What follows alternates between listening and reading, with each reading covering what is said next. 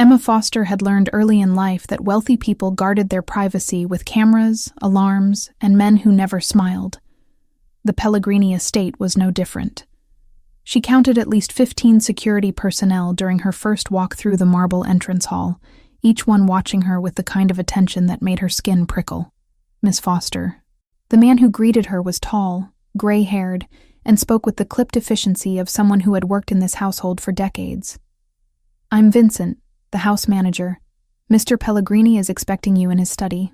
She followed him through corridors lined with art that probably cost more than most people earned in a lifetime. Not that she would ever say that out loud. The agency had been very clear during her interview. Discretion was non-negotiable. Questions were discouraged. Opinions were unwelcome. Lorenzo Pellegrini stood by the window when Vincent opened the study door. He didn't turn immediately, and Emma used those few seconds to steady her breathing. She had seen his photograph during her research, but nothing prepared her for the physical presence of him. Broad shoulders filled out his dark suit. His hands were clasped behind his back, and even from across the room, she could sense the tension radiating from his frame. "Mr. Pellegrini, Miss Foster has arrived." He turned slowly. Brown eyes assessed her with an intensity that made her want to step backward. His face was striking in a way that photographs couldn't capture. All sharp angles and controlled strength. No smile softened his expression. "Thank you, Vincent." His voice was low, accented lightly with Italian inflection. "You may go." The door clicked shut. Emma kept her hands folded in front of her, willing herself to appear calm. "You come highly recommended," Lorenzo said, moving to his desk. He picked up a folder and flipped it open. 8 years of experience in pediatric care, fluent in Italian, references from 3 families in Boston. Emma nodded. "Yes, sir. My daughter is 6 years old. She was diagnosed with leukemia 4 months ago." He spoke without emotion, as if reading a medical report. "The treatment is aggressive. She requires round-the-clock monitoring, especially during the night when side effects are most severe." "I understand." His gaze lifted from the folder.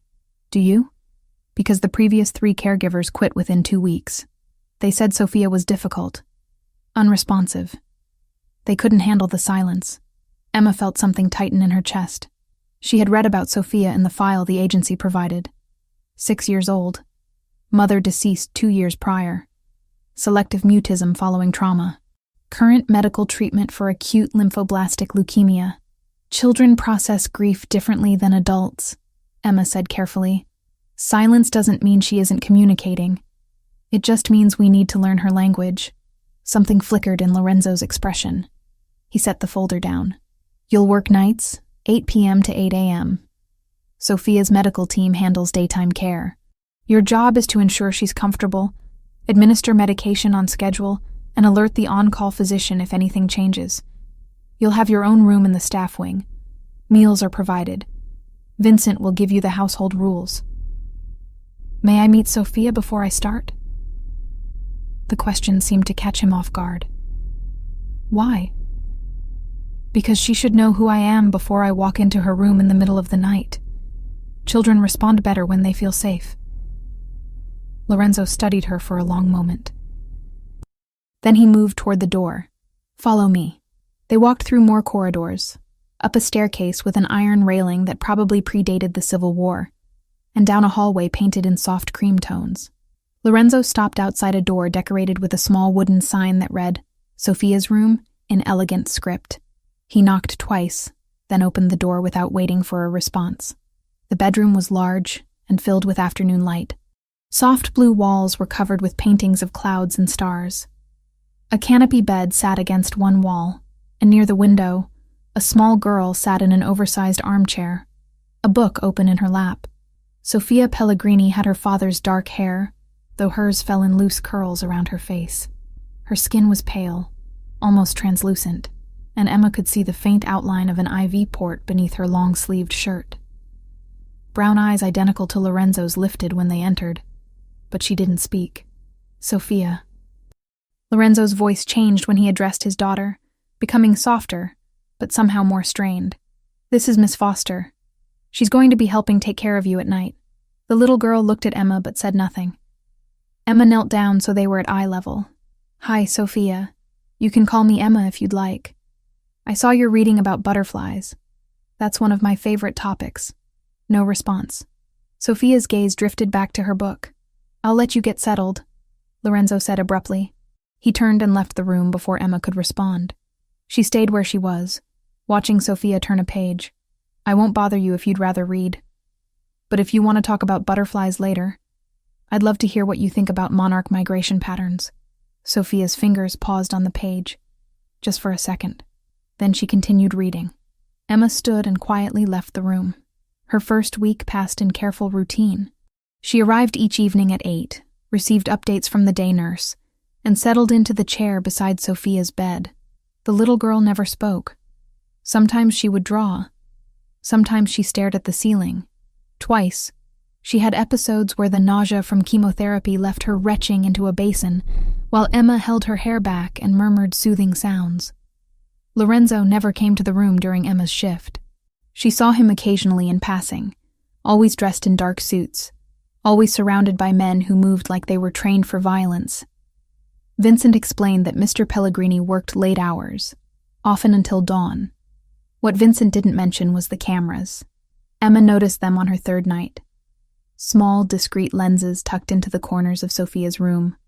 One near the door, one by the window, one above the bookshelf. She didn't mention them to anyone. In a household like this, surveillance was probably standard. On the 5th night, Sophia had a particularly difficult evening.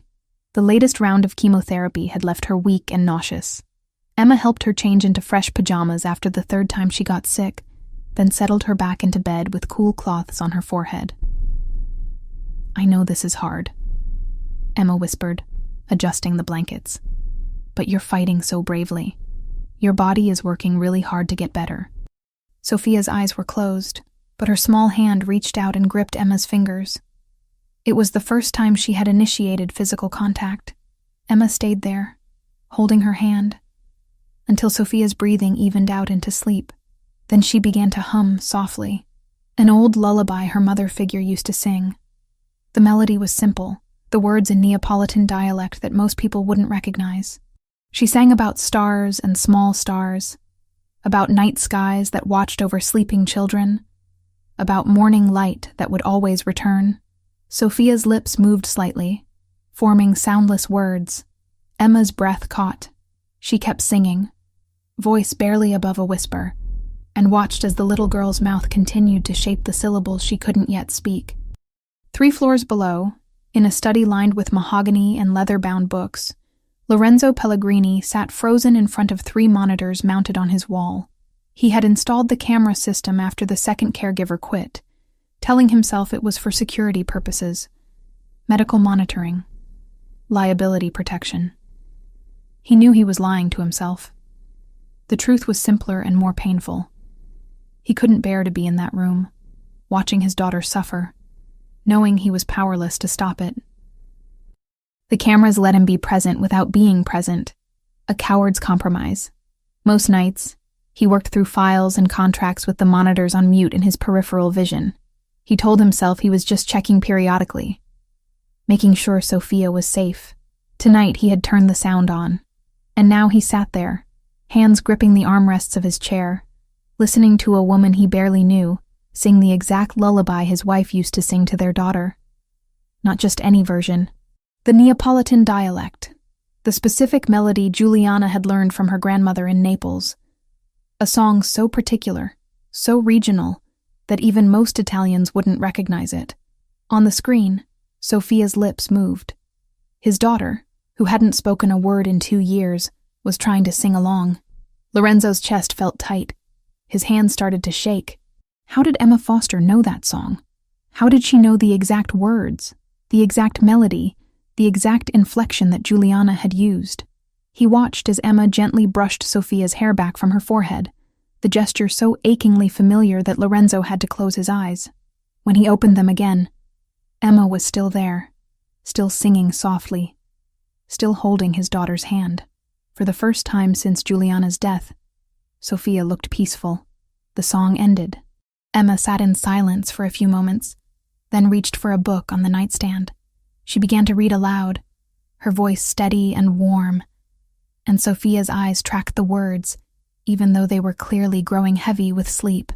Lorenzo forced himself to look away from the monitors. He poured a glass of whiskey with hands that still trembled slightly, then stood by the window overlooking the garden that Juliana had loved. Someone had sent Emma Foster to his home. Someone who knew about his daughter, about his wife, about private family moments that no outsider should possess. The question was whether that someone meant harm or something else entirely. He picked up his phone and sent a single text to his head of security. Full background on Emma Foster. Everything. I want it by morning. Then he returned to the monitors and watched as the stranger who knew his dead wife's lullabies read his daughter to sleep. Over the next several days, Lorenzo found himself watching the monitors more than working. Emma had established a routine with Sophia that seemed to bypass all the resistance his daughter had shown to previous caregivers. She never pushed Sophia to speak, never treated her silence as a problem to be solved. Instead, she talked to Sophia like a person, asked her questions, and then waited, genuinely waited, for responses that came in nods or head shakes or the occasional drawing.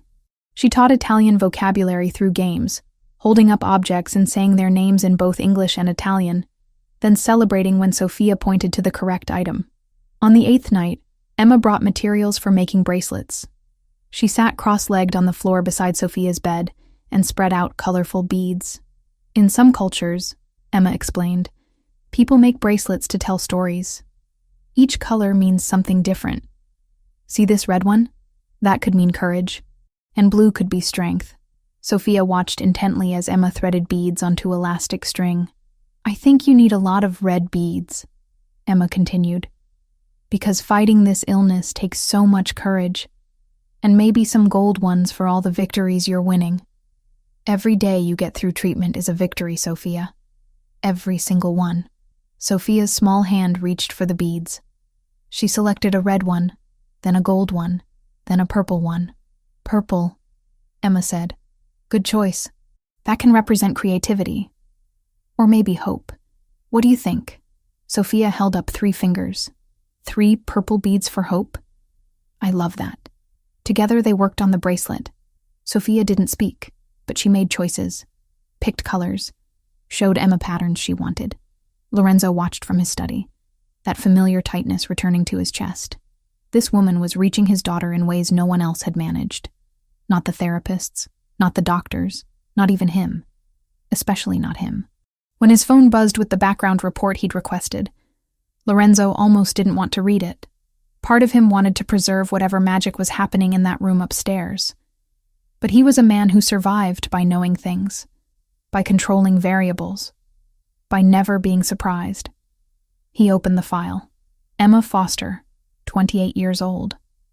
Born in Naples, Italy. Parents deceased. No living relatives in the system.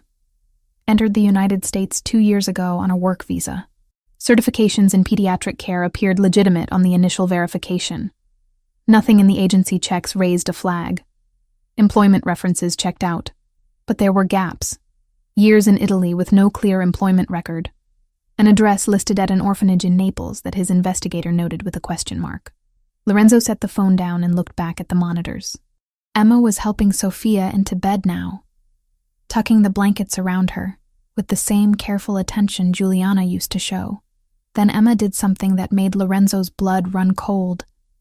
She leaned down and kissed Sophia's forehead, then traced a small cross on her daughter's brow with her thumb. It was a blessing gesture, a specific Neapolitan tradition that Juliana's family practiced, a tradition that no one outside that family should know. Lorenzo stood abruptly, his chair scraping against hardwood. He stared at the screen, watching as Emma settled into the chair beside Sophia's bed and opened a book. This wasn't coincidence. This wasn't chance. Emma Foster had come to his home with knowledge she shouldn't possess, and he needed to know why. But even as suspicion churned in his gut, he couldn't ignore the other truth playing out on those monitors. For the first time in 2 years, his daughter was healing. And he had no idea whether Emma Foster was an angel sent to save them, or a threat he didn't yet understand. Emma learned to read Lorenzo Pellegrini's moods through small details. The set of his jaw when he entered a room, The way his hands moved when he was processing information he didn't like. The deliberate slowness of his speech when he was measuring every word. By her second week in the household, she recognized when he was watching her. It happened during shift changes, those brief moments when the day nurse left and Emma arrived. Lorenzo would appear in the hallway, pretending to review something on his phone or speak with Vincent about household matters. But his attention always drifted toward her, dark eyes tracking her movements with an intensity that made her pulse quicken. She couldn't afford his scrutiny, not when she had worked so hard to get here. "Miss Foster." His voice came from behind her one evening as she climbed the main staircase. "A moment, please." Emma turned, gripping the railing to steady herself. "Of course, Mr. Pellegrini." He gestured toward the sitting room off the main hall. She followed, aware of how the space seemed to shrink when he closed the door behind them. "Sophia seems comfortable with you," he said, moving to pour himself a drink from the crystal decanter on the sideboard. "More comfortable than she's been with anyone since her mother died. She's a remarkable child, strong-willed, even when she can't speak. You talk to her in Italian sometimes." It wasn't a question. Emma kept her expression neutral. "The agency mentioned you preferred someone fluent in the language. I thought it might comfort her to hear it. What dialect do you speak?" The question landed like a stone in still water. Emma chose her words carefully. "I learned in Naples. I lived there for several years." "Doing what?" "Working in care facilities. Learning the language. Trying to build a life." Lorenzo took a sip of his whiskey, never breaking eye contact. "Naples is a dangerous city for a young woman alone. I managed." "I'm sure you did." He set the glass down. "My wife was from Naples, Northern District, near Vomero. Her family still lives there." Emma felt heat creep up her neck, but forced herself to remain still. "It's a beautiful area. She used to make this dish." Lorenzo's tone shifted, becoming almost conversational. "Pasta with anchovies and breadcrumbs. Very specific recipe her grandmother taught her. I smelled something similar coming from the staff kitchen yesterday." Her breath caught. She had helped the cook prepare lunch, adding ingredients from muscle memory before realizing her mistake. Many Neapolitan families make similar dishes. "True." He moved closer, and Emma had to resist the urge to step back. "But the way you prepared it, the exact measurements, the timing, that was identical to how Juliana made it. Vincent commented on it, said it tasted exactly like the old days. I'm glad the staff enjoyed it." "You're deflecting." "I'm answering your questions, Mr. Pellegrini." His jaw tightened. "You know things you shouldn't know. Family recipes, regional lullabies that barely anyone outside Naples recognizes, gestures and phrases that my wife used. I want to understand how." Emma met his gaze directly. "I told you I lived in Naples. I learned from the people there. Sometimes cultures share traditions more widely than you might think, and sometimes people have connections they're hiding." The air between them crackled with tension. Emma could feel her heartbeat in her throat. If he pushed much harder, if he started digging into her past with the resources a man like him possessed, everything would unravel. "I'm here to take care of Sophia," she said quietly. "That's my only purpose. If my background bothers you, I can request a replacement through the agency." Lorenzo studied her face for a long moment. Then he exhaled slowly. "No. Sophia has finally started to respond to treatment. Changing caregivers now would set her back." Relief flooded through Emma, though she kept it hidden. "Then I'll continue my work. But understand this." He leaned in close, voice dropping to barely above a whisper. "I protect what's mine with everything I have. My daughter, my home, my family's memory. If you're here for any reason other than what you claim, I will find out. I would expect nothing less." They stood there, close enough that Emma could smell his cologne, see the gold flecks in his brown eyes. The attraction she'd been ignoring flared hot and dangerous between them. Lorenzo stepped back first. "Sophia had a difficult session yesterday. The doctors increased her medication dosage. Watch her carefully tonight." "I will." She left the sitting room on unsteady legs, taking the stairs slowly until she was certain he couldn't see her anymore. Then she pressed her back against the wall and closed her eyes, willing her racing heart to slow. This was becoming more complicated than she'd planned. That night, Sophia was restless from the moment Emma arrived. The increased medication made her nauseous, and she spent the first 2 hours curled on her side, refusing food or water. "I know it hurts," Emma murmured, pressing a cool cloth to Sophia's forehead. "But your body needs fuel to fight. Can you try just a few sips of water?" Sophia shook her head weakly. "What if I told you a story while you drink? One about a princess who was braver than any knight in the kingdom." The little girl's eyes opened slightly. She gave the smallest nod. Emma held the cup to Sophia's lips, letting her take tiny sips between sentences as she wove a tale about a princess with scars from battles against invisible dragons. A princess who lost her voice but learned to speak through her art, her kindness, her courage. By the time the story ended, Sophia had finished half the cup. "Good job," Emma said, setting it aside. "Your father would be so proud." Sophia's hand moved to her stomach, and Emma recognized the warning signs immediately. She grabbed the basin just as the little girl started retching, holding her steady through the violent waves of nausea. When it finally subsided, Sophia was crying silently, tears streaming down her pale face. "Shh, it's okay. It's okay, sweet girl." Emma cleaned her up with gentle hands, changed her into fresh pajamas, and settled her back against the pillows. "I know it's terrible. I know you're tired of being sick. But you're fighting so hard, and you're winning. Every day you get through this, you're winning." Sophia reached for Emma's hand and held it tight. They stayed like that for hours. Emma sang softly in Neapolitan, old songs about stars and morning light, and mothers who watched over their children from heaven. She told stories. She stroked Sophia's hair until the little girl finally fell into an exhausted sleep.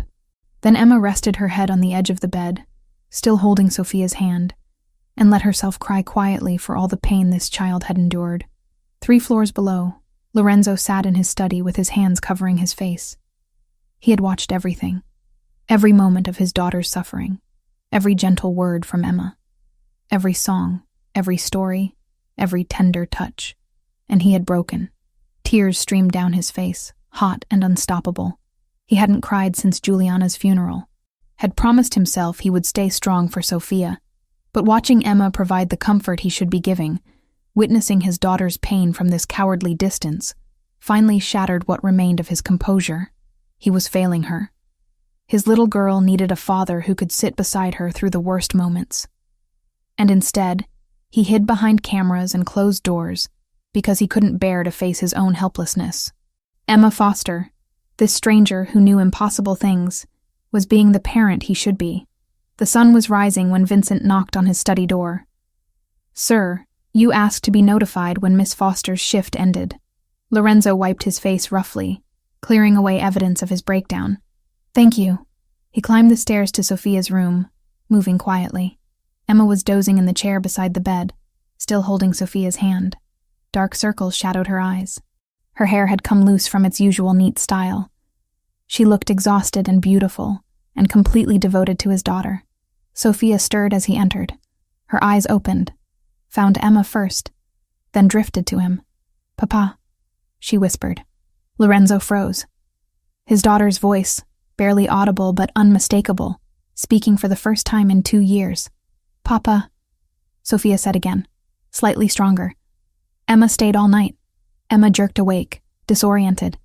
Then she saw Lorenzo standing in the doorway, saw the shock on his face, and understood what had just happened.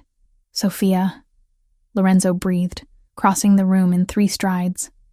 He knelt beside the bed, taking his daughter's other hand. "You spoke." "I'm tired," Sophia whispered. "But Emma says tired is okay. Tired means I'm fighting." "You are fighting. So bravely." His voice cracked. "I'm so proud of you." Sophia smiled faintly. Then her eyes closed again, drifting back into sleep. Lorenzo stayed on his knees, staring at his daughter's peaceful face. When he finally looked up at Emma, she saw something raw and vulnerable in his expression. "She spoke because of you," he said quietly. "She spoke because she was ready." "No," he shook his head. "I've watched you with her. I've seen how you reach her. How you make her feel safe in a way no one else has managed." He paused. "In a way I haven't managed." Emma wanted to argue, but the honesty in his admission stopped her. You love her.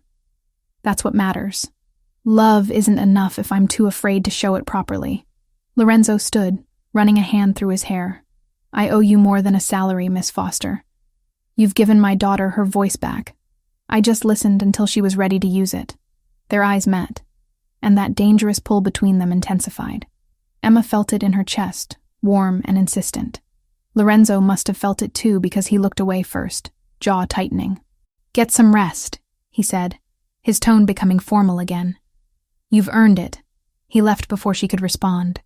Emma sat alone in the quiet room, watching Sophia sleep peacefully for the first time in days. The little girl's lips curved in the faint suggestion of a smile. Outside in the hallway, Lorenzo pulled out his phone and sent a single text to his consigliere. Increase priority on Emma Foster investigation. I need to know everything. Focus on Naples connections, family, friends, anyone she might have known there. I want answers within 48 hours. He couldn't shake the feeling that Emma Foster was connected to his past in ways he didn't yet understand, and whether that connection was blessing or threat. He needed the truth before he let her any deeper into his life, because she was already dangerously close to his heart. The report arrived at 6 a.m, delivered in person by Lorenzo's consigliere, a man named Roberto, who had worked for the Pellegrini family since Lorenzo's father was alive. The information you requested, Roberto said, sliding a manila folder across the desk. Though I'll warn you, it raises more questions than it answers. Lorenzo opened the file, scanning the documents inside. Emma Foster, 28 years old, birth certificate from Naples. Parents listed as deceased when she was 12. Entry into the United States 2 years ago on a work visa sponsored by a healthcare staffing agency. But between age 12 and 26, there were gaps. Large, unexplained stretches of time with no employment records, no tax documents, no digital footprint. The orphanage, Lorenzo said, pointing to an address in Naples. Did you verify it? I did. Santa Maria delle Grazie, run by an order of nuns. They confirmed Emma Foster lived there from age 12 to 18, then returned periodically for several years after. They were hesitant to provide more details, cited privacy concerns. Lorenzo leaned back in his chair. Privacy concerns from nuns? They're protective of the children who pass through their care, especially ones who experience trauma. Roberto paused. There's something else. The work visa that brought her to the United States was legitimate, but the references she provided were minimal. Almost as if she deliberately kept her past vague, or someone helped her keep it vague. That's my thought as well. People don't have gaps this significant unless they're hiding something or being hidden. Lorenzo closed the file. Keep digging. I want to know who she knew in Naples, where she worked, how she supported herself. If she had connections to my wife's family, I need to know.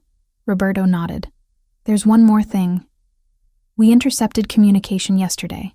The 'Ndrangheta is making moves in Brooklyn, testing our territory.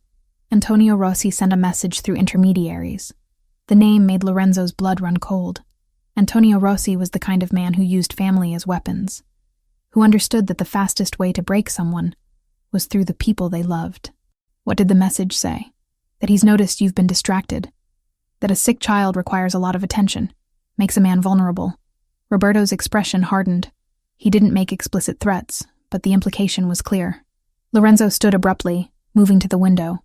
Dawn light filtered through the trees in the garden. Somewhere upstairs, Sophia was sleeping peacefully, probably still holding Emma's hand. Double the security detail. I want armed guards on rotation around the property, 24 hours. No one enters or leaves without clearance. And I want surveillance on Rossi's known locations. If he so much as looks toward this neighborhood, I want to know about it. Already done. I tripled the perimeter guards last night when the message came through. Good. Lorenzo turned back to face his consigliere. And Roberto? If Rossi makes a move toward my daughter, I don't care about the truce we've maintained. I don't care about territory negotiations. I will end him and everyone connected to him. Understood. After Roberto left, Lorenzo climbed the stairs to Sophia's room. He found Emma reading softly to his daughter, morning light catching the gold in her hair. Sophia was awake, eyes tracking the words, occasionally mouthing them along with Emma's voice. They both looked up when he entered. "Good morning, Papa," Sophia said. Her voice was still quiet, but she spoke without hesitation now. "Good morning, little star." He kissed her forehead. "How are you feeling?" "Tired, but Emma says tired is winning." "Emma is very wise." He glanced at the woman in question, who had set the book aside and was watching him with those blue eyes that seemed to see too much. "Miss Foster, I need to speak with you." Privately, Emma stood, touching Sophia's shoulder gently. "I'll be right back, sweetheart. Why don't you pick out which story you want to hear next?" They walked into the hallway. Lorenzo closed the door behind them, then guided Emma down the corridor to a small sitting area away from listening ears. "There's been a development," he said without preamble. "A security concern that requires changes to the household arrangements." Emma's expression remained calm, but he saw her shoulders tense slightly. "What kind of concern?" "The kind where people with bad intentions have taken notice of my family. Specifically, of Sophia's condition." He chose his words carefully. "In my line of work, weakness is exploited. A sick child makes me vulnerable in ways that can be used against me. You think someone would hurt Sophia? I think someone would threaten to hurt Sophia to get what they want from me." Lorenzo watched her process this information. "Which is why I need you here full-time. Not just night shifts. I want you living in the house, available around the clock during this phase of her treatment. Mr. Pellegrini, I appreciate the offer, but I have an apartment, a life outside of work. I'll pay triple your current rate. You'll have your own suite in the East Wing, private bathroom, full access to the kitchen and grounds. You won't be a prisoner, just closer in case Sophia needs you." Emma hesitated, and he could see the conflict in her face. "This feels like more than just medical care." "It is. It's protection." He moved closer, dropping his voice. "Sophia is thriving with you. She speaks now. She smiles. She participates in her treatment instead of just enduring it. I can't risk losing that progress if something happens and you're not here. You could hire additional security instead of asking me to move in. I have additional security. I have an entire team of people whose job is to keep this household safe." He held her gaze. "But none of them can do what you do for my daughter. None of them make her feel safe the way you do." The air between them shifted, charged with something that had nothing to do with security arrangements, and everything to do with the pull that kept drawing them together. "If I agree," Emma said quietly, "I need boundaries. Clear expectations. This can't blur lines that should stay firm. Agreed. You're Sophia's caregiver, nothing more. Professional at all times." Even as he said it, Lorenzo knew he was lying to both of them. The lines were already blurred beyond recognition. Emma moved into the East Wing that afternoon. She didn't have much to bring from her apartment, just 2 suitcases and a box of books. Lorenzo sent men to collect her belongings, insisting she shouldn't leave the property until the security situation stabilized. Her new suite was larger than her entire previous apartment. Bedroom with a 4-poster bed, sitting area with a fireplace, bathroom with a soaking tub. Windows overlooked the garden where early autumn colors were just beginning to show. "This is too much," she said when Vincent showed her the space. "Mr. Pellegrini believes in providing comfortable accommodations for live-in staff." Vincent replied diplomatically. "If you need anything, just use the house phone. Dinner is served at 7 in the main dining room, though you're welcome to eat in your suite if you prefer." After he left, Emma sat on the edge of the bed and tried to steady her breathing. Living here full-time meant constant proximity to Lorenzo, meant navigating the attraction that flared every time they were in the same room, meant maintaining her cover story while under constant observation, but it also meant being there for Sophia, and that mattered more than her own comfort. A soft knock interrupted her thoughts. She opened the door to find Sophia standing in the hallway, holding a small potted plant. "Emma, Vincent said you're staying now. I brought you a welcome gift." The little girl's voice was still quiet, but gaining strength each day. "Sophia, this is beautiful." Emma took the plant, a small succulent with thick green leaves. "Did you pick this out yourself? Mama used to say plants make rooms feel like home. I thought you might need one." The casual mention of Juliana made Emma's chest tighten. "Your mama was very smart." "Thank you, sweet girl. Can we make more bracelets tonight? I want to add orange beads." "What does orange mean?" Sophia thought for a moment. Happiness. Because I'm happy you're staying. Emma pulled the little girl into a gentle hug, blinking back unexpected tears. I'm happy too. That evening, Lorenzo found them in the main sitting room instead of Sophia's bedroom.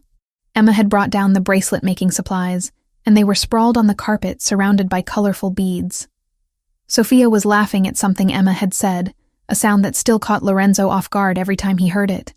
Papa, look! Sophia held up a bracelet with intricate patterns. Emma taught me how to make zigzags. It's beautiful. He settled into a chair nearby, content to watch them work. What do all the colors mean? Red is courage, gold is victory, purple is hope, and orange is happiness, Sophia recited. We're making one for you. For me? Emma says even grown-ups need reminders that they're brave. Lorenzo's eyes met Emma's over his daughter's head. She looked away first, focusing intently on threading beads. They worked in comfortable silence for a while. Sophia chattered about the book she was reading, about the stars Emma had painted on her ceiling, about wanting to go outside when she felt stronger. Lorenzo found himself relaxing in a way he rarely did, the constant tension in his shoulders easing. This felt dangerously like family. Later, after Sophia had gone to bed, Emma was cleaning up the bead supplies when Lorenzo returned to the sitting room. You don't have to do that, he said. The staff will take care of it. It's no trouble. She gathered the last of the materials into their container. Besides, I'm not used to having people clean up after me. You'll need to get used to many things if you're living here. Emma straightened, tucking a strand of hair behind her ear. I'm adaptable. I've noticed. He moved closer, and she stilled. You've adapted to Sophia's needs, to the household rhythm, to my security concerns. You barely asked questions when I told you to move in. You made it clear the situation was serious. I trust your judgment about your daughter's safety, but not about other things? I didn't say that. They stood there in the lamplight. The only sounds the distant ticking of a clock and their own breathing. Lorenzo could smell her shampoo, something clean and faintly floral. Could see the pulse beating in her throat. I had you investigated, he said abruptly.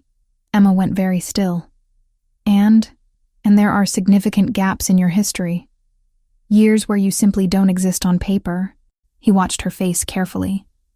People with gaps like that are usually running from something or hiding something. Which is it for you? Maybe I just lived quietly. Not everyone leaves a digital trail. In Naples, one of the most documented cities in Italy? He shook his head. No. You were somewhere, doing something. And you don't want me to know what. Emma set the supply container down with deliberate care. Are you asking me to leave? No. I'm asking you to trust me with the truth. Trust is earned, Mr. Pellegrini. We barely know each other.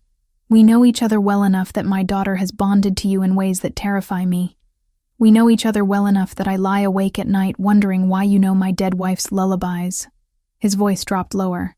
We know each other well enough that I can't stop thinking about you, and that's a problem. The confession hung between them, raw and dangerous. Emma's breath caught. That can't happen.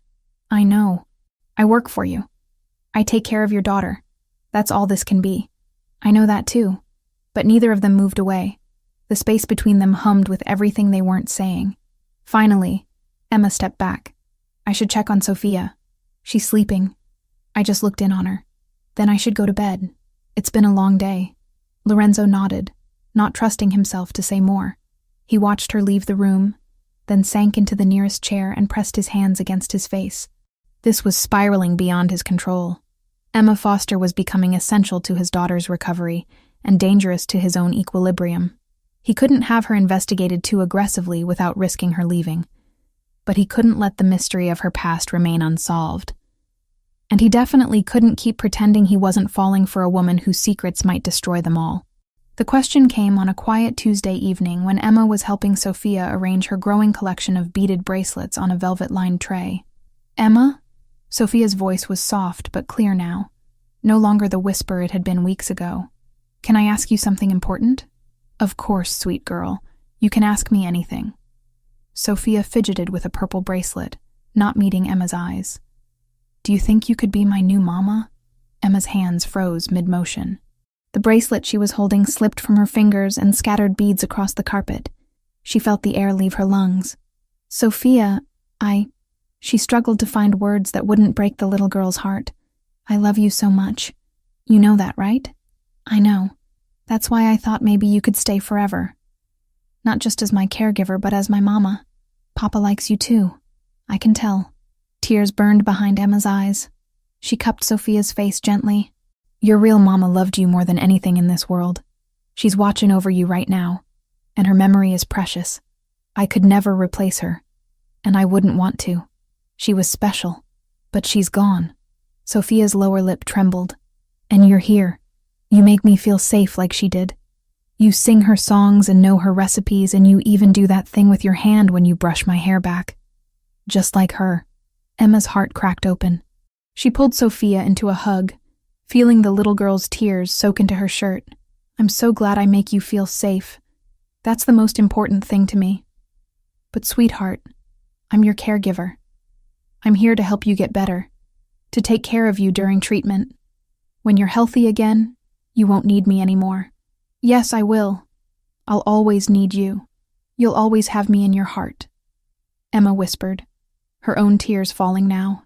But we have to honor your mama's memory by remembering that no one can take her place.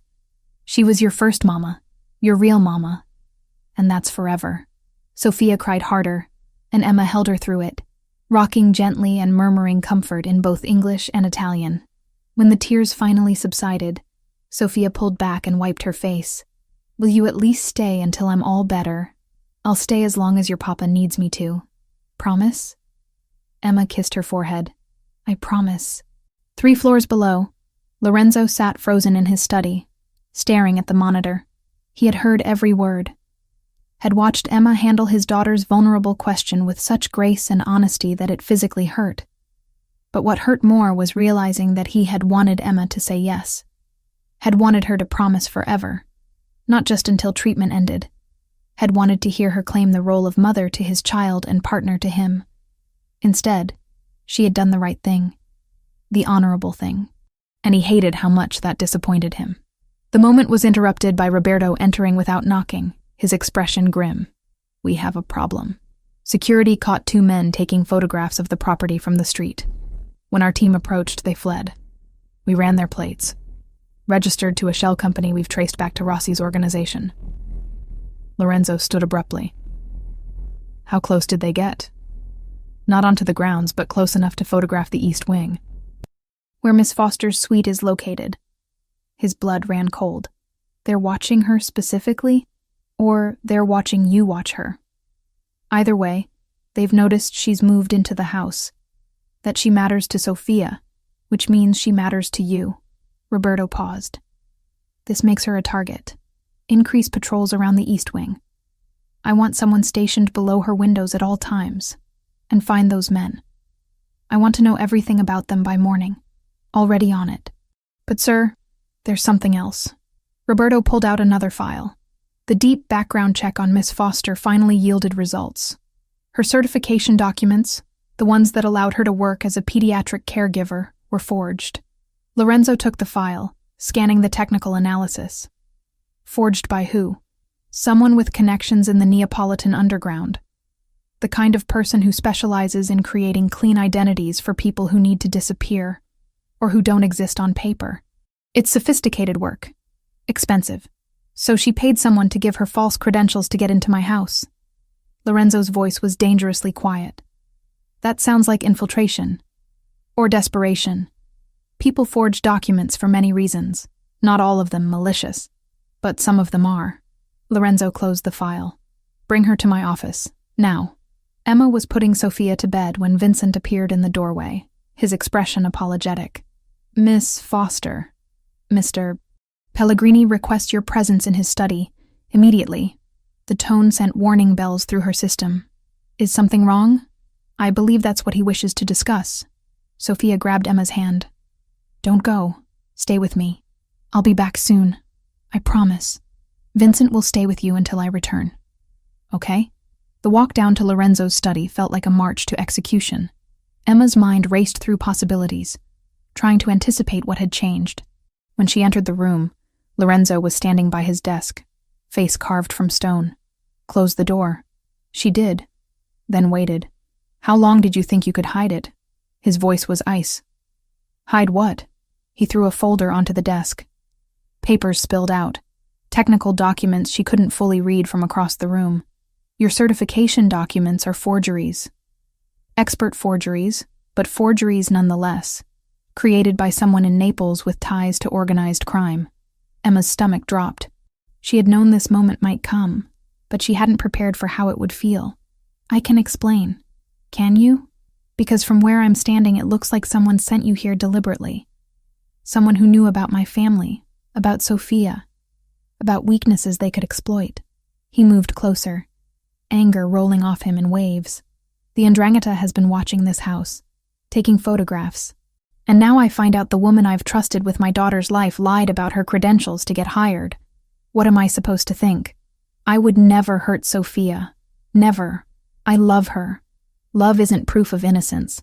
People use love as weapons all the time in my world. Emma lifted her chin. Then what do you want from me? A confession. An explanation you've already decided you won't believe? I want the truth. Who sent you here? What organization do you work for? What's the real reason you needed forged documents to get into this house? I had my reasons. Personal reasons that have nothing to do with rival families or territory disputes. That's not an answer. It's the only one I can give you right now. Lorenzo's jaw clenched. Did you think I wouldn't find out? That I wouldn't investigate someone living under my roof, caring for my child? I have resources you can't imagine, Emma. I will find out the truth with or without your cooperation. Then I guess you'll have to find out without it. Why? Why protect whoever helped you, unless you're afraid of them? Unless they have something on you? Emma remained silent, which was answer itself. Lorenzo ran a hand through his hair, frustration evident in every line of his body. Sophia is thriving because of you. She's speaking, laughing, engaging with her treatment. Her doctors say her recovery is progressing faster than expected. If I send you away now, it could set her back months, maybe permanently. So don't send me away. How can I trust you? How can I let you near my daughter when I don't know your real agenda? You've been watching me on those cameras for weeks. You've seen every interaction I've had with Sophia. Have I ever done anything that seemed suspicious? Have I ever tried to access parts of the house I shouldn't? Have I asked questions about your business or your security? He wanted to argue but couldn't. No. Then trust what you've seen, not what you're afraid of. They stared at each other across the desk, both breathing hard. Here's what's going to happen, Lorenzo said finally. You will stay in this house until Sophia completes her treatment. You will continue to care for her exactly as you have been. But when she no longer needs medical support, when she's healthy and this chapter is closed, you will leave. You will have no further contact with her or with me. You will take your secrets and disappear from our lives. The words hit Emma like physical blows. That will hurt her. She's attached to me. She'll recover. Children are resilient. And what about you? The question escaped before she could stop it. Lorenzo's expression shuddered completely. What about me? Will you recover? I'll do what I always do. Protect what's mine and eliminate threats. Is that what I am to you? A threat? I don't know what you are. That's the problem. Emma felt tears threatening, but refused to let them fall. Fine. I'll stay until Sophia is better. Then I'll go. But you should know that everything I've done here, every moment I've spent with your daughter, has been real. My feelings aren't forged. She turned and left before he could respond, walking blindly through the corridors until she reached her suite. Once inside, she locked the door and sank onto the bed, finally letting the tears come. She had known this was temporary, had known that eventually the truth would surface and destroy whatever fragile connection she'd built with this family. But she hadn't expected it to hurt this much. Downstairs, Lorenzo poured himself a drink with shaking hands and returned to the monitors. Sophia was awake again, crying softly. She had probably felt the shift in the household, the tension crackling through the walls. He should go to her, should comfort his daughter, but he couldn't make himself move. Instead, he watched as Emma appeared in Sophia's doorway, eyes red but face composed. She climbed into bed beside the little girl, pulling her close and singing softly until the tears stopped.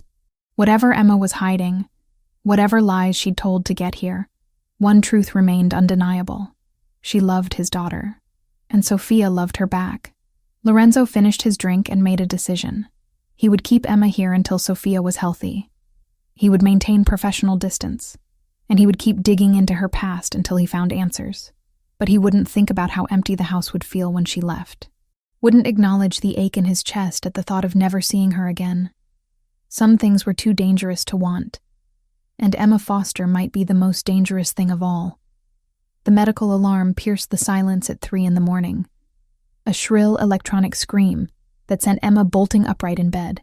She was running before her mind fully processed what was happening, bare feet slapping against cold marble as she sprinted down the hallway. Sophia's room was bathed in harsh lamplight. The little girl was convulsing, her small body rigid against the sheets, eyes rolled back, foam at the corners of her mouth. Sophia! Emma's training kicked in instantly. She rolled the child onto her side, supporting her head to prevent injury. Vincent! Call the doctor now. The house manager appeared in the doorway, phone already in hand. Ambulance is on the way. Tell them possible allergic reaction to new medication, status epilepticus. Patient is 6 years old with compromised immune system. Emma's voice was calm, clinical, completely different from her usual gentle tone. Her fingers found Sophia's pulse, counting beats while watching the convulsions. Get me the emergency kit from the bathroom cabinet. The red case. Vincent moved immediately. Emma maintained her position, one hand steadying Sophia's head, the other checking her airway. The convulsions were violent, lasting far too long. 30 seconds, 45, a minute. Come on, sweet girl. Come back to me. Emma's clinical mask cracked slightly. You're stronger than this. Fight it. Lorenzo burst through the door, still in the clothes he'd been wearing hours ago. His face drained of color when he saw his daughter seizing. What happened? What's wrong with her? New medication. Her body's rejecting it. Emma accepted the red case from Vincent and flipped it open with practiced efficiency. Inside were emergency supplies that went far beyond basic first aid. She pulled out a pre-measured syringe. This is going to stop the seizure, but I need you to hold her steady. You can't just inject her with random medication. It's not random. It's benzodiazepine, standard treatment for prolonged seizures. If we don't stop this in the next 30 seconds, she could have permanent brain damage. Emma's eyes met his, fierce and certain. Trust me or get out of my way. Lorenzo knelt beside the bed, hands shaking as he helped steady his daughter.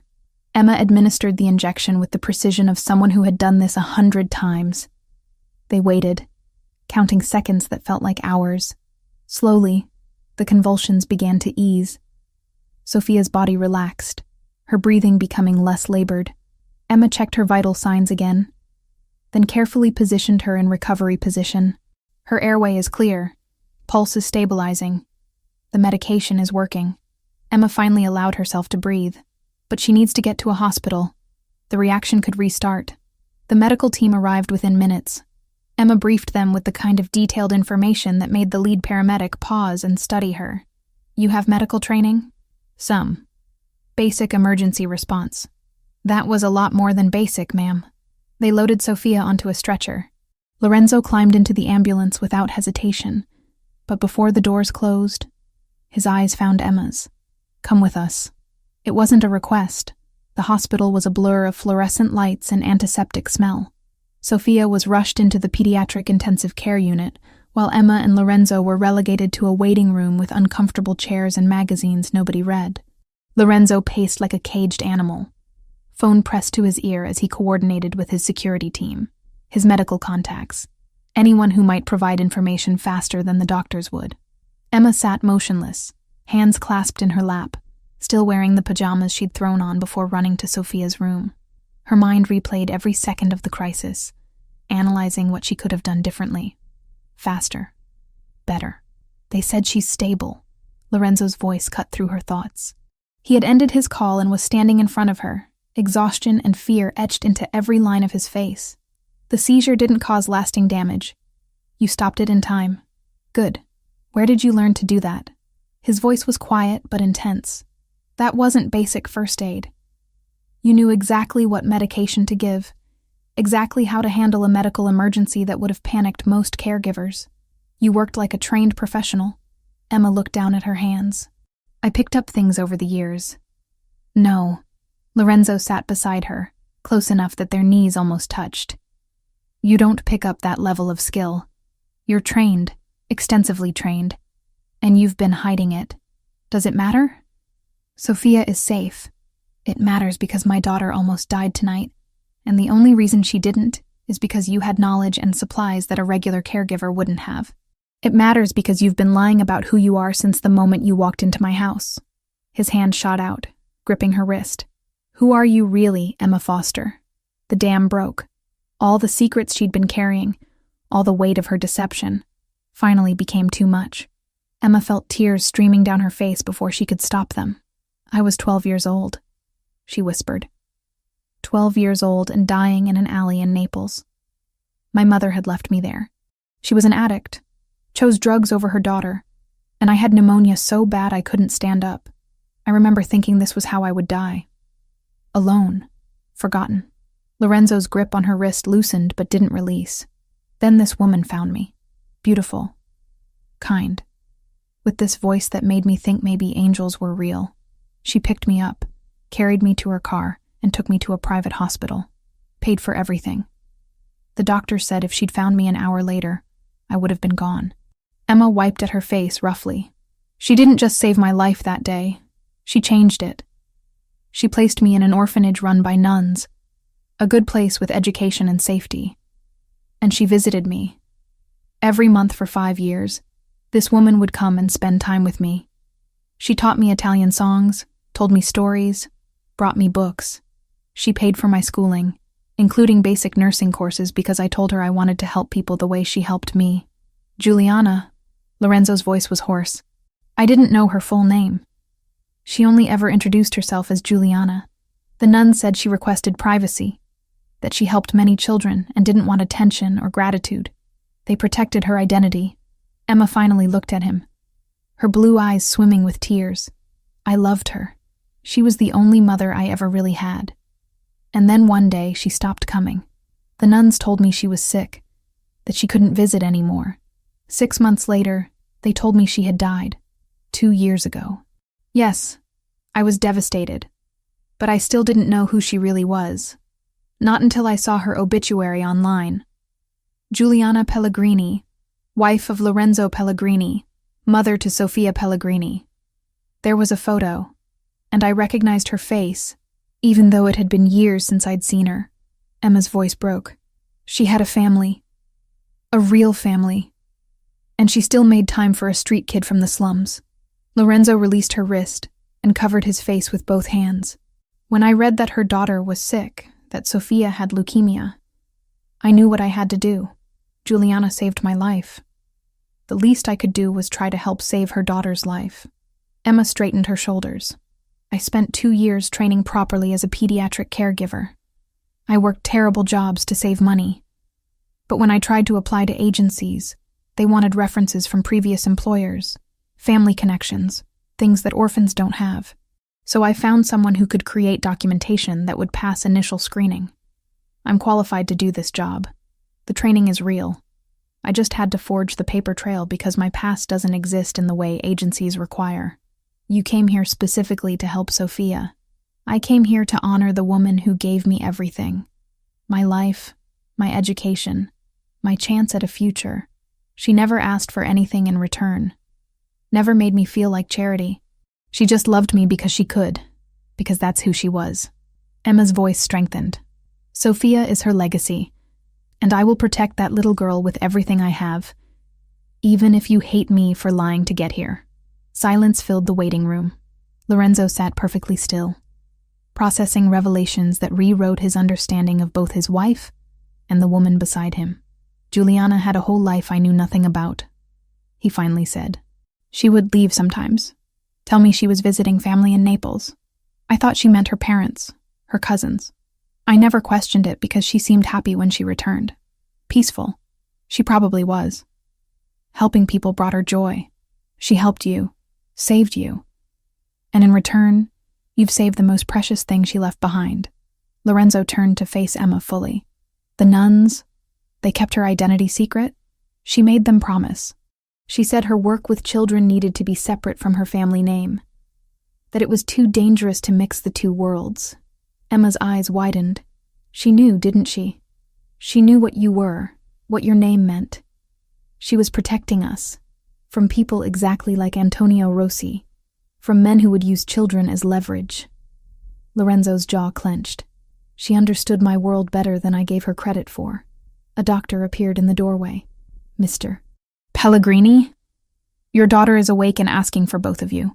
They followed him through sterile corridors to a private room where Sophia lay in a hospital bed, looking small and pale but alert. Her face brightened when she saw them. Papa. Emma. I scared you. Lorenzo reached her first, gathering her carefully into his arms. You terrified us. But you're okay now. You're going to be okay. Emma gave me medicine. I remember that part. She knew exactly what to do. Sophia reached for Emma's hand. How did you know? Emma squeezed her hand gently. Because your mama taught me. A long time ago, when I needed help, she was there for me, and she made sure I had the skills to be there for other people when they needed help. Including you. Mama sent you to us? In a way, yes, I think she did. Sophia smiled. And for just a moment, Emma saw Juliana's expression on the little girl's face. That same warmth, that same instinctive kindness. Then you have to stay forever, Sophia said simply. If Mama sent you, that means you're supposed to be part of our family. Emma's eyes filled with tears again. She looked at Lorenzo, expecting to see anger or betrayal. Instead, she saw something that looked almost like wonder. We'll talk about it when you're better, he said softly to his daughter. For now, just rest. Let your body heal. After Sophia fell asleep, Lorenzo walked Emma to the hallway. They stood in the fluorescent light, both exhausted, both emotionally wrung out. I need time to process this, Lorenzo said. Everything you've told me changes how I see the past 2 years, how I see Juliana, how I see you. I understand, and I'm sorry for lying. You weren't lying, not really. You just didn't tell me the whole truth. He ran a hand through his hair. You falsified documents to get hired, but you did it to honor a debt to the woman who saved your life. You hid your advanced medical training, but you used it to save my daughter. You kept secrets, but the secrets were about protecting Juliana's memory, not hurting her family. I never wanted to hurt anyone. I believe you. Lorenzo's hand came up, hovering near her face before falling back to his side. My wife saw something in you worth saving, worth investing years of her life into, and now I see it too. Emma's breath caught. Stay, Lorenzo said quietly. Not just until Sophia is better. Stay because you're already part of this family, whether we planned it or not. Stay because Juliana brought us together for a reason. I don't know if I can. Why not? Because loving people means eventually losing them. I've lost everyone I ever loved. My mother abandoned me. Juliana died. If I let myself love you and Sophia completely, if I let myself believe this could be real, she couldn't finish the sentence. Lorenzo stepped closer. Then you'd be taking the same risk we are. Sophia loves you already. And he paused, choosing words carefully. I'm falling for a woman who knew my wife's secrets, who shares her compassion, who fights for my daughter like she's her own. Maybe that's Juliana's final gift to both of us, a second chance at family. Emma wanted to believe him, wanted to accept the future he was offering. But years of survival had taught her that hope was dangerous. Let me think about it, she whispered. Lorenzo nodded, then did something unexpected. He pulled her into his arms, holding her while she finally let herself cry for everything she'd lost and everything she might yet gain. In the hospital room behind them, Sophia slept peacefully, dreaming of the mother she'd lost and the woman who might help her father finally heal. Sophia came home from the hospital 3 days later, weak but stable. The doctors had adjusted her medication protocol, eliminating the compound that caused the severe reaction. Emma stayed close during the transition, monitoring every symptom, every change in color or energy level. Lorenzo watched them both with an intensity that made the air feel electric. He spent those days doing something he hadn't allowed himself since Juliana's death, remembering her completely. Not just the sanitized version of grief, but the real woman with all her complexities and secrets. The business trips to Naples that lasted longer than necessary. The way she'd return with stories about her cousin's children, details that now seemed deliberately vague, the substantial charitable donations that appeared on their accounts, always to organizations helping at-risk youth. She had built an entire world of compassion separate from his world of violence, and she'd done it to protect both sides. "I need everything on Juliana's activities in Naples," Lorenzo told Roberto in his study. "Every donation, every organization she supported, every connection to Santa Maria delle Grazie orphanage. I want confirmation of Emma's story down to the smallest detail."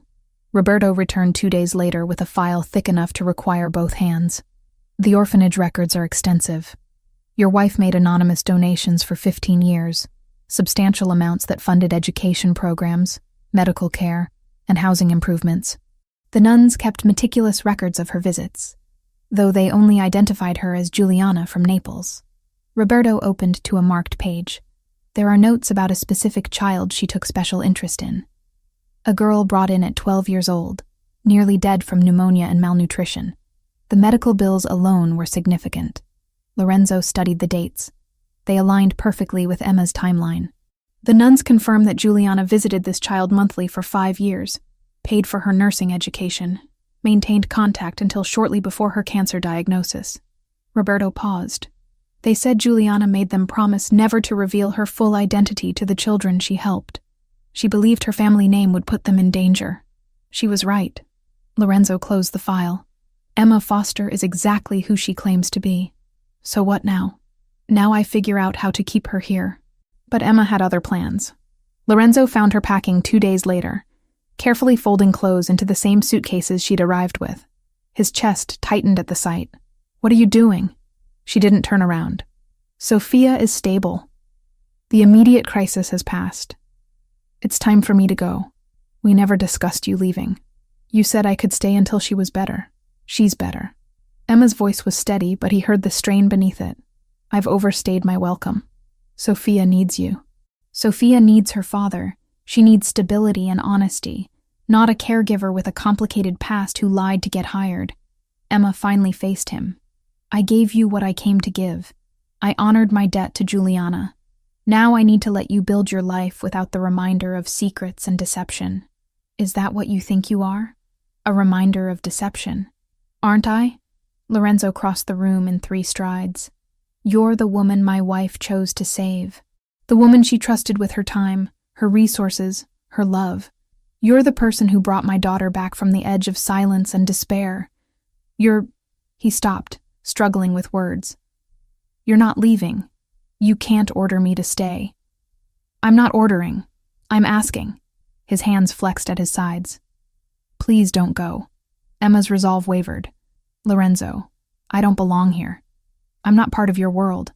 You became part of it the moment Juliana decided you were worth saving. You became part of it when Sophia called you her second chance at happiness. You became part of it when He couldn't finish. The moment stretched between them, fragile and vital. Then Sophia's voice cut through from the hallway. "Emma? Papa? Where are you?"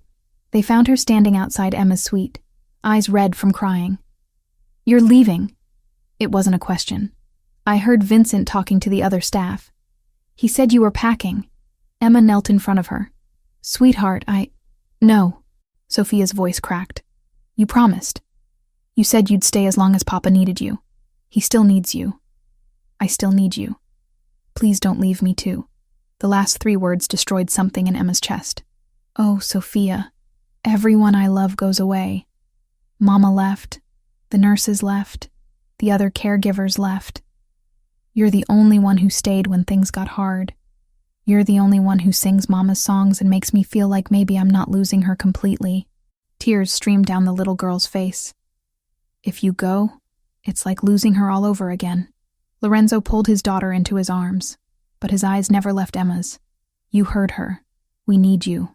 I can't stay just because a child is afraid of loss. That's not healthy for anyone. Then stay because you want to. Lorenzo's voice dropped lower. Stay because walking away from this family would hurt you as much as it hurts us. Emma stood slowly, her own tears threatening. You don't know what you're asking. I'm asking you to trust that Juliana knew what she was doing, that she saved you for a reason beyond just surviving, that maybe the reason was this moment, this family, this chance to complete what she started. He shifted Sophia in his arms. I'm asking you to be brave. Before Emma could respond, Roberto appeared at the end of the hallway, phone in hand and expression grim. Sir, we have a situation. Lorenzo handed Sophia to Emma and stepped away. What kind of situation? Intercepted communication. Rossi's people are planning a move. They know Sophia was hospitalized. They know the transport route you'll use for her next appointment. They're planning an ambush during the transfer. Ice flooded Lorenzo's veins. When? Tomorrow morning. They think you'll take her to the oncology center for her scheduled treatment. How did they get that information? We're still investigating. But sir, they mentioned the caregiver specifically. They know Emma is important to Sophia, which makes her important to you. They see it as leverage. Emma's arms tightened protectively around Sophia. Lorenzo's mind raced through options, strategies, countermeasures. Cancel the appointment. We'll have the medical team come here instead. Already arranged. But this doesn't solve the larger problem. Rossi knows your weakness now. He'll keep probing until he finds an opening. Then we eliminate the threat permanently. Lorenzo's voice went cold. Get me locations on all known Rossi operations. I want coordinated strikes ready within the hour. Sir, that's escalating to war. They threatened my daughter. It's already war. Roberto left to make arrangements. Lorenzo turned back to find Emma watching him with an expression he couldn't read. This is your world, she said quietly. This is what Sophia will grow up seeing. This is me protecting what's mine. Would you have me do less? I'd have you be careful. Strategic. Emma's voice steadied. And I'd have you listen when I tell you that 3 weeks ago, I mentioned seeing a silver sedan parked across the street at odd hours. Your security team dismissed it as a neighbor's guest. Lorenzo froze. What? I didn't think much of it at the time, but I grew up on streets where noticing details kept you alive. That car appeared 4 times over 2 weeks, always with the same driver. A man in his 30s with a scar above his left eyebrow. He never got out, just sat there watching the house for 20 minutes, then left. Why didn't you report this formally? I did. I told Vincent. He said your security team monitored all vehicles in the area and found nothing concerning. Emma's eyes held his. But I wrote down the license plate anyway. Force of habit from my time in Naples. You learn to document things that feel wrong. Roberto, who had returned to overhear this, pulled out his phone. What's the plate number? Emma recited it from memory. Roberto typed rapidly, then went very still. That vehicle is registered to a holding company we've traced to Rossi's network. It was part of their initial surveillance operation. He looked at Lorenzo. Your security team missed it, but she caught it. Because I know what predatory observation looks like. Emma's voice was hard now. I survived years by recognizing when someone was watching me for the wrong reasons. Your high-tech security system is designed to catch obvious threats. It doesn't catch the subtle ones, the patient ones. Lorenzo stared at her, something clicking into place. What else have you noticed? The delivery driver who comes twice a week arrives at different times than the regular schedule, but always when Sophia is visible through the garden windows. The maintenance worker who serviced the East Wing cameras took 3 times longer than necessary and asked unusual questions about Sophia's routine. Enough. Lorenzo held up a hand. Roberto, verify everything she just said. Within 30 minutes, they had confirmation. The delivery company had no record of schedule changes. The maintenance worker wasn't on their approved contractor list. Every detail Emma mentioned checked out as a potential security breach that the formal systems had missed. You have instincts my trained professionals lack, Lorenzo said, something like awe in his voice. Street-level survival skills that complement tactical security. I notice things. It doesn't make me special. It makes you valuable. It makes you someone I'd be a fool to let walk away. He moved closer. You want to know why I'm asking you to stay? This is why. Not just because Sophia loves you. Not just because you honor Juliana's memory, but because you make us stronger. You see threats we miss. You bring skills we don't have. You're not a weakness, Emma. You're an asset. I don't want to be an asset. I don't want to be useful. Then be family. The words came out rougher than he intended. Be the woman who belongs here because she chooses to, not because she owes a debt or serves a purpose. Sophia, still in Emma's arms, looked between them with wide eyes. Does this mean you're staying? Emma felt the weight of the moment pressing down on her. Every instinct screamed at her to run, to protect herself from the inevitable pain of loving and losing again. But another voice, quieter and stronger, sounded like Juliana. Sometimes the bravest thing is staying when leaving would be easier. She looked at Lorenzo, really looked at him. Saw past the dangerous mafia boss to the father who was terrified of failing his daughter, the widower who was learning to honor his wife's memory by embracing the gifts she'd left behind, the man who was asking her to be brave enough to build something new from shared grief. I'll stay, Emma whispered. Not because of debts or obligations, because you're right. Walking away would destroy me. Lorenzo's relief was visible.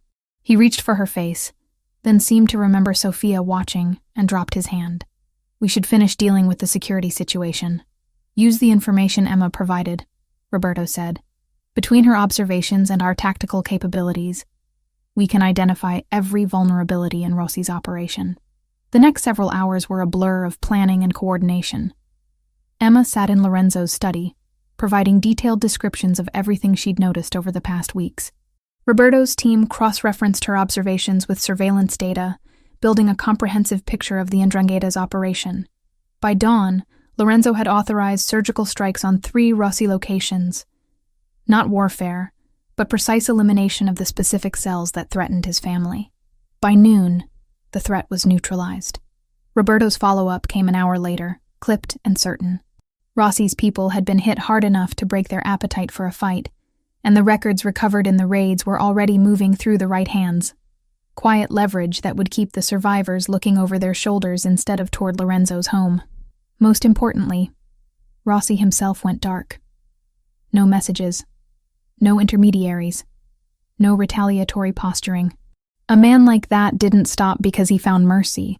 He stopped because he finally understood he couldn't win without inviting the kind of attention that devours everyone. Sophia slept through all of it, safely tucked in her bed with extra security posted outside her door. It was nearly midnight when Lorenzo finally found Emma in the garden, sitting on a stone bench under the stars. Sophia is asking for you, he said quietly. She wants you to sing her to sleep. I'll go up in a moment. Emma didn't move. I needed air first. Needed to process that I just helped plan a military operation against organized crime. Lorenzo sat beside her. Having second thoughts? About staying? No. About what staying means? Constantly. She turned to face him. Your world is violent, dangerous, full of threats that most people never encounter. I know. And I'd understand if you chose to leave because of it. I'm not leaving. But I need you to understand something. Emma's voice strengthened.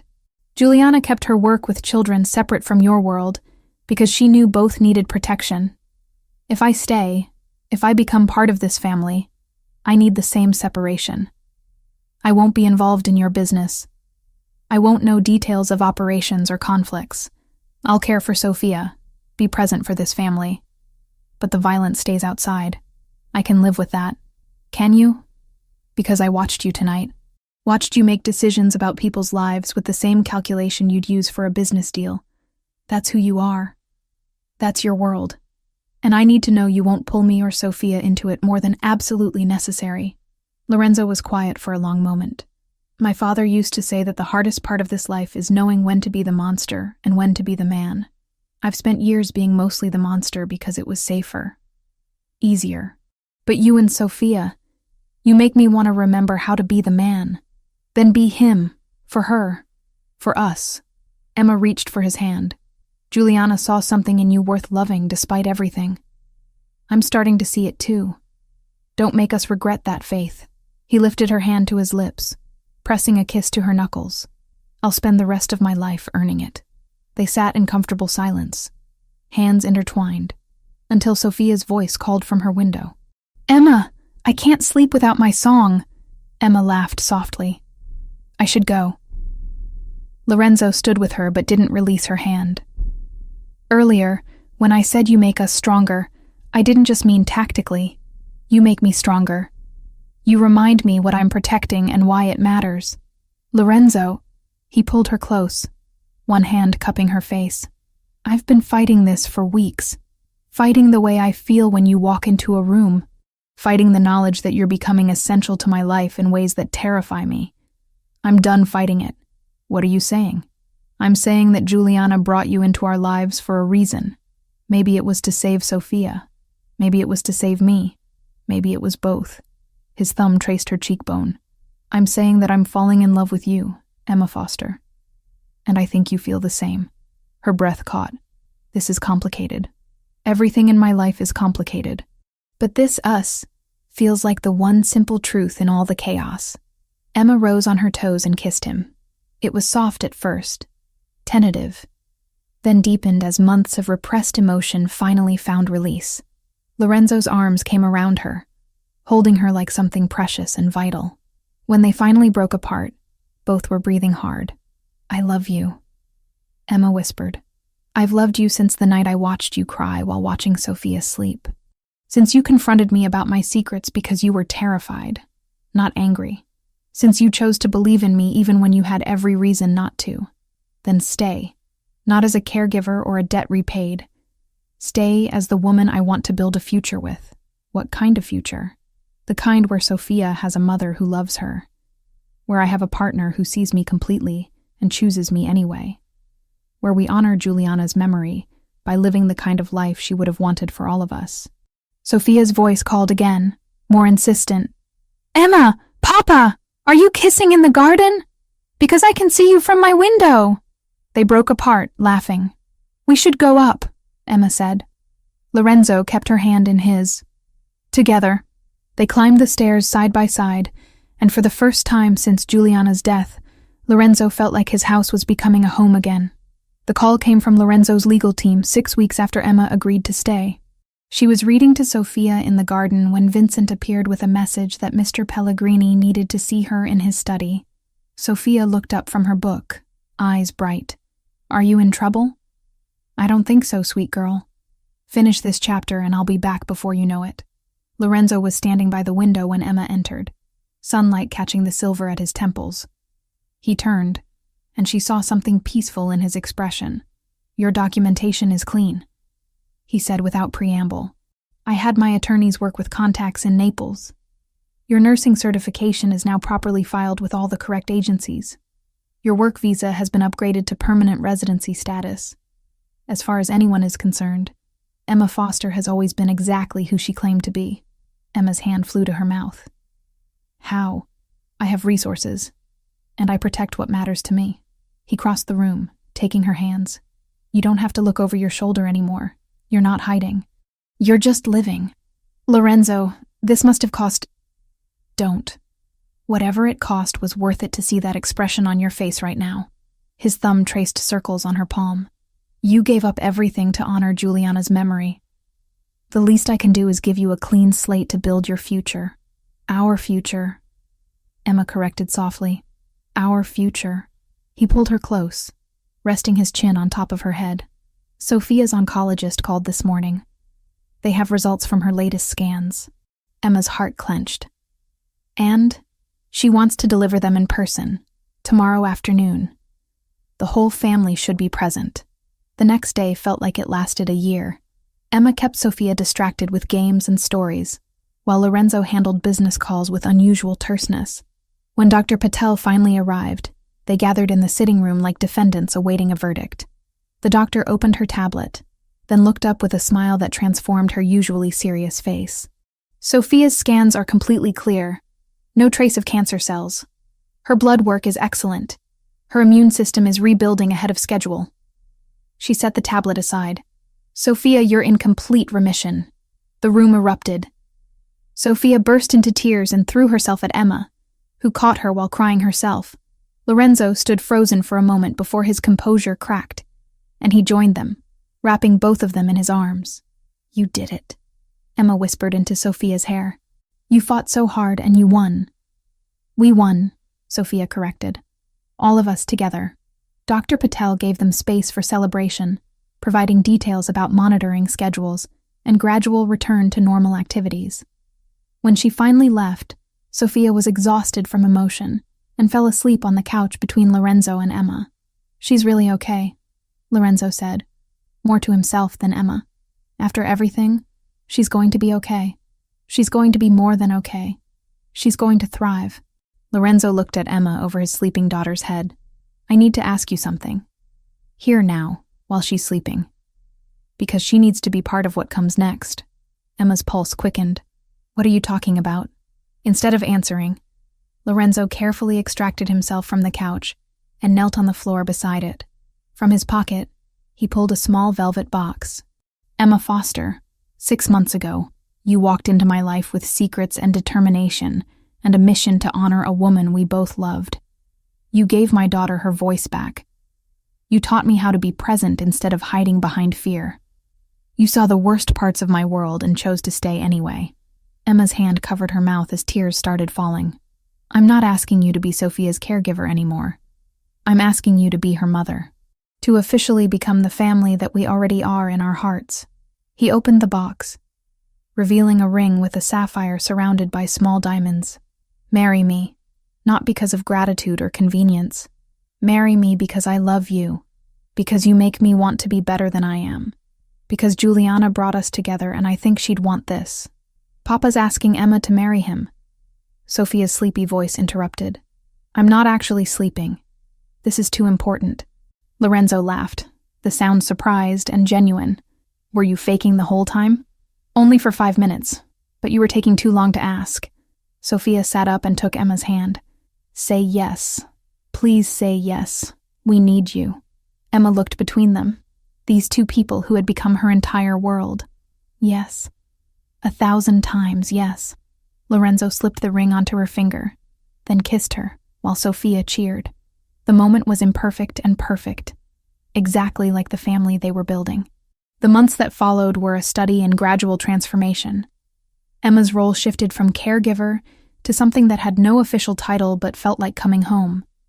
She and Sophia began adoption paperwork, a process that Lorenzo's attorneys expedited with the same efficiency they'd used to legitimize her documents. Lorenzo threw himself into being present, attending Sophia's medical checkups, joining their evening routines, learning to participate instead of observe. He still ran his organization, still made difficult decisions in the darkened study, but he'd learned to separate that world from the one he was building with Emma and Sophia. 3 months after the proposal, a package arrived from Naples. Emma recognized the return address immediately. Santa Maria delle Grazie. I mentioned to the nuns that I was getting married, Emma explained to Lorenzo as she carefully opened the box. They said they had something that belonged to me. Something Juliana left years ago with instructions to give to me if I ever returned for it. Inside was a smaller wooden box, worn with age. Emma lifted the lid with trembling hands and found letters. Dozens of them, written in Juliana's elegant script, each dated and sealed. She wrote to me, Emma whispered. All those years, she was writing letters. They read them together that night, after Sophia went to bed. Letters chronicling Juliana's thoughts about helping children, her hopes for Emma's future, her joy at watching the street girl transform into a young woman with purpose and kindness. The final letter was dated 3 weeks before Juliana's cancer diagnosis. My dear Emma, Lorenzo read aloud, his voice thick with emotion. If you are reading this, then I am gone. I pray that you have found happiness and family, that you are no longer alone in the world. You were one of my greatest joys, proof that one person's kindness can change a life completely. I have a daughter named Sophia, who is 6 years old as I write this. She is brave and clever and full of light. If something happens to me, if you ever meet her, I hope you will see in her the same potential I saw in you. Love her as I loved you. Protect her as I protected you. And if my husband seems lost, be patient with him. He's a good man trapped in a hard world, and he will need someone who understands both survival and compassion. You owe me nothing, Emma. You never did. But if you choose to help my family should they need it, Know that it would bring me peace. You were my heart's work. My daughter is my heart itself. Perhaps together, you can both heal. With all my love, Juliana." Emma was sobbing by the end. Lorenzo set the letter down carefully and pulled her into his arms. She knew, Emma choked out. Somehow she knew this would happen. Or she hoped. She hoped that if something happened to her, the girl she saved might save us in return. Lorenzo kissed her temple. She chose well. They showed Sophia the letters the next day, reading the appropriate ones aloud and explaining the ones that were too adult. Sophia listened with wide eyes, then carefully touched the paper. "Mama wanted us to be a family," she said simply. "She picked Emma for us." "She did," Lorenzo agreed. "And we're going to honor that by being the best family we can be." The wedding happened in early autumn, when the garden was at its most beautiful. They kept it intimate, just close family and a few trusted friends. Sophia served as maid of honor, wearing a lavender dress that Emma had designed with small stars embroidered along the hem. "For all the stars you painted on my ceiling," Sophia had explained. "So Mama's stars are part of the wedding, too." Emma wore cream silk, simple and elegant. As she walked down the makeshift aisle between garden chairs, she thought about the journey that had brought her here, from dying in a Naples alley to marrying into a family she'd once only dreamed of meeting. Lorenzo waited at the end of the aisle, looking at her like she was something miraculous. When she reached him, he took her hands and whispered, "Thank you for staying. Thank you for giving me a reason to." The ceremony was brief, but meaningful. When the officiant pronounced them married, Sophia was the first to hug them both. "Now you're officially my mama," she said to Emma. "Now I'm officially the luckiest woman alive," Emma corrected. The months that followed didn't feel like a fairy tale. They felt like work. Appointments and blood draws, nights when Sophia's body was too tired to be brave, and mornings when Emma still woke, half expecting the ground to vanish beneath her. But slowly, the calendar changed its meaning. Treatments became less frequent. The word remission stopped sounding like a dare and started sounding like permission to breathe. They learned the rhythm of their new life in the spaces between fear. Lorenzo stopped living through monitors. Emma stopped living like she was temporary. And somewhere in the second spring after the wedding, hope took on weight and heartbeat. By the time summer turned again, Marco arrived angry and perfect, and Sophia declared him hers before he even opened his eyes. 2 years later, the garden was filled with different sounds. A baby's gurgling laugh mixed with Sophia's animated chatter as she tried to teach her 3-month-old brother Italian words. "Say Stella, Marco. It means star, like the ones on your nursery ceiling."